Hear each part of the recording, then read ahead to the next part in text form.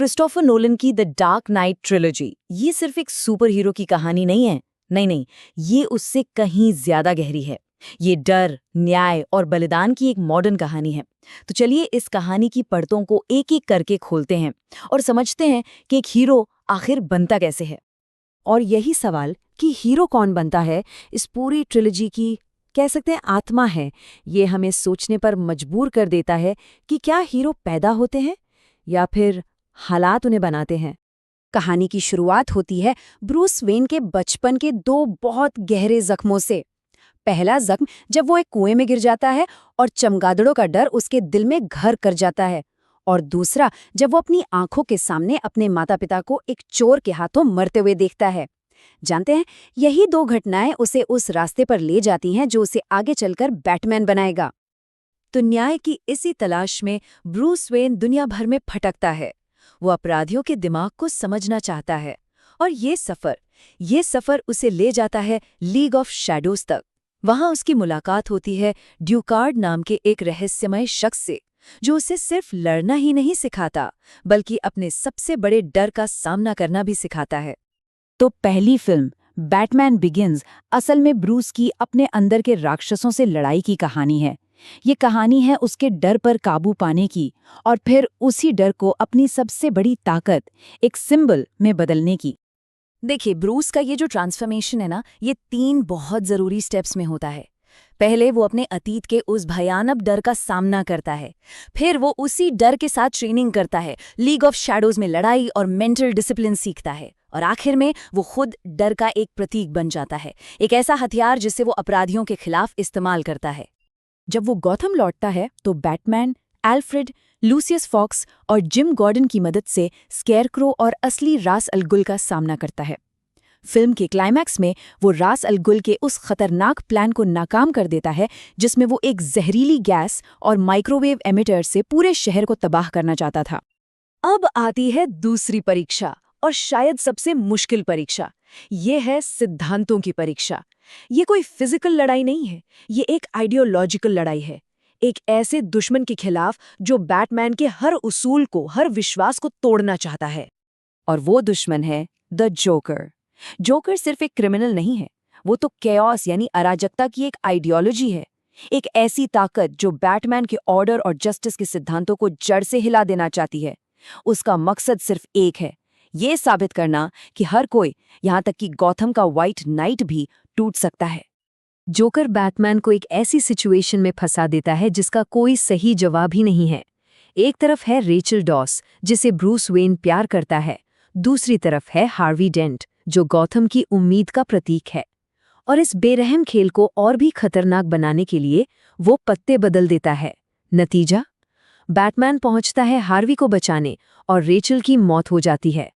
इस हादसे के बाद गॉथम का व्हाइट नाइट हार्वी डेंट बदला लेने वाले टू फेस में बदल जाता है। अब गॉथम की उम्मीद को जिंदा रखने के लिए बैटमैन सबसे बड़ा बलिदान देता है। वो हार्वी के सारे गुनाहों का इल्जाम अपने सर ले लेता है, और शहर के हीरो की इमेज बचाने के लिए खुद एक भगोरा, एक विलन बन जाता है। चलिए अब हम कहानी के आखिरी चैप्टर पर पहुंचते हैं, द डार्क नाइट राइजेस।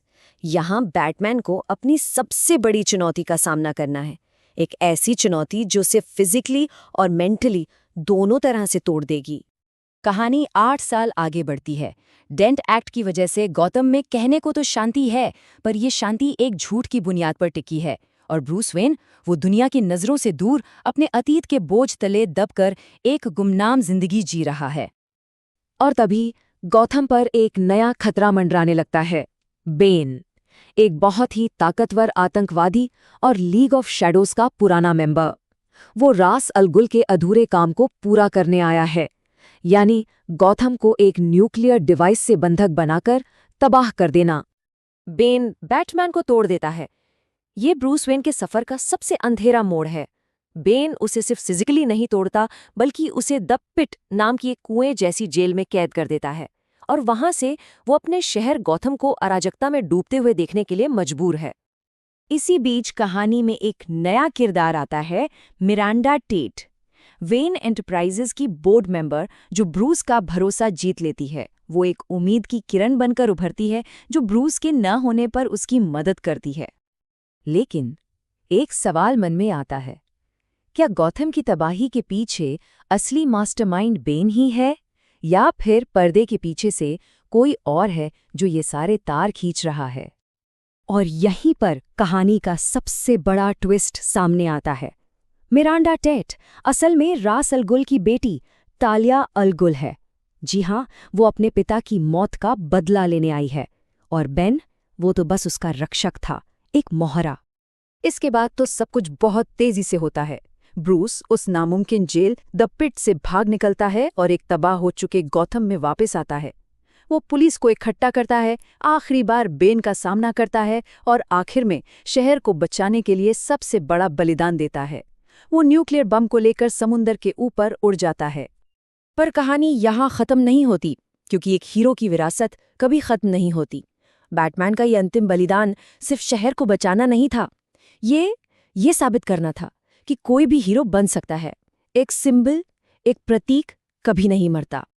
तो आखिर में क्या होता है? ब्रूस वेन को मृत मान लिया जाता है, लेकिन अल्फ्रेड उसे सेलिना काइल के साथ जिंदा और सुकून से बैठा देखता है।